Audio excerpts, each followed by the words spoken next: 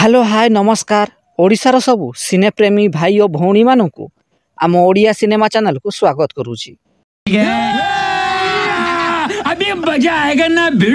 आज कथा हवा बाबूशान महांती एवं एलिना सामंतराय को अभिनीत ओडिया सिनेमा लव स्टेशन केउ तेलुगु सिनेमा कॉपी होईछि।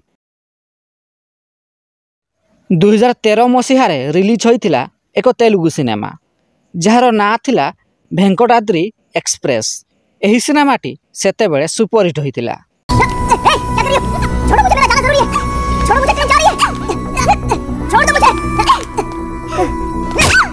एहार 3 वर्ष परे अर्थात 2016 मसीह रिलीज होइतिला Odia cinema Love Station. Tarang cine production रे तैयारी होइथिबा एही सिनेमार निर्देशना देइथिले अशोकपति एवं संगीत निर्देशना देइथिले अभिजीत मजुमदार। एही सिनेमार मुख्य भूमिका रे बाबूशान महांती एवं एलिना सामंतराय अभिनय करिथिले। एही सिनेमाटी सेते बेले सुपरहिट होइतिला।